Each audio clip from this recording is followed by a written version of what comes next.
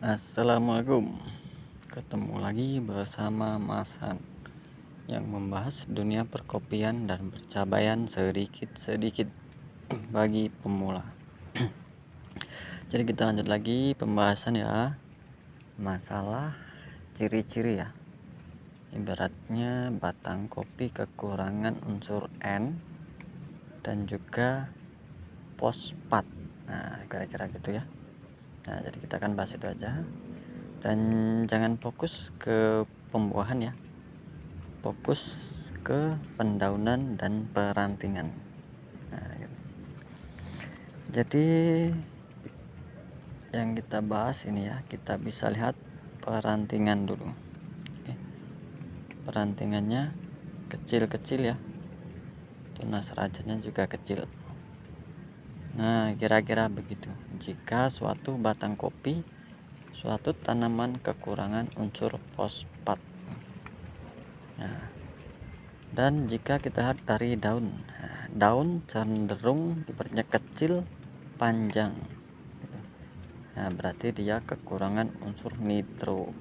Nah, makanya kita harus memahami ibaratnya perkembangan kopi kita masing-masing. Bagaimana ibaratnya keadaannya sekarang, apa yang harus kita lakukan. Jadi jika kita melihat kopi kita daunnya kecil, panjang, kadang agak kuning, nah itu kekurangan unsur nitro.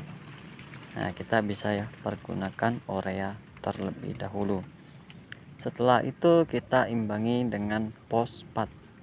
Kuatin di fosfat ya supaya nanti perantingan itu besar-besar gagah. Nah, apakah cukup pemupukan kopi dengan menggunakan dua bahan itu atau dua pupuk itu? Nah, faktanya tidak ya. Gitu. Jadi saya menjelaskan dua bahan itu karena supaya pemula lebih mudah untuk mencerna gitu. Jadi sedikit demi sedikit, sedikit demi sedikit. Ya gitu. Jadi dilanjut lagi setelah memasukkan unsur nitro, perkembangannya pendaunan sudah berubah, masukkan fosfat supaya mendukung perantingan agak besar-besar. Nah, jangan lupa ya, fosfat boleh juga langsung dicampur dengan menggunakan NPK supaya hasilnya itu maksimal. Baik itu NPK Glower ataupun NPK 1616 supaya dia seimbang. Nah, jadi intinya begitu. Dibuat teman-teman yang baru mau melakukan pemupukan kopi, lihat dulu kondisinya sekarang. Bagaimana keadaan kopinya, bagaimana perantingannya, bagaimana pendaunannya. Nah, makanya dilihat dulu. Saya cuman bisa ibaratnya mengasih saran. Masalah takaran ya tergantung pemberian ya, yaitu tadi yang tahu kondisi kopi itu sekarang adalah yang punya kebun.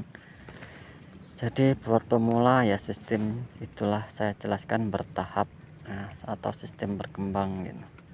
Jadi kalau sekarang kasih 2 sendok 3 sendok, usahakan lihat perkembangannya. Bila belum memuaskan bisa naikkan dosis. Soalnya bila saya menyarankan dosis maksimal, takutnya nanti para pemula ngedon, atau sudah kebayang ibaratnya total anggaran pemupukan sekian juta, sedangkan baru mau terjun sudah harus mengeluarkan dana misalnya 3 juta 4 juta untuk melakukan pemupukan. Jadi usahakan sistem bertahap.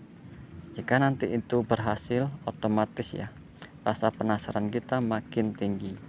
Jadi gitu, makanya kita waktu pemupukan selanjutnya itu enggak rugi, enggak eman itu karena kita sudah melihat hasil pemupukan sedikit sudah nampak perubahan. Otomatis kita ingin melihat hasil yang lebih baik di kemudian hari. Jadi intinya begitu buat teman-teman yang baru terjun di dunia perkopian. Pupuk apa yang harus dimasukkan jika kita melihat kondisi kopi yang daun kecil panjang, perantingan kurus, buah kurang. Masalah pembuahan ini jangan fokus dulu ya. Ini pembahasan nanti di unsur kalium. Jadi begitu buat teman-teman. Oke. Assalamualaikum warahmatullahi wabarakatuh. Jangan lupa dukung channel ini ya agar tetap berkembang, supaya bisa berbagi informasi bagi petani kopi pemula. Oke, Assalamualaikum warahmatullahi wabarakatuh.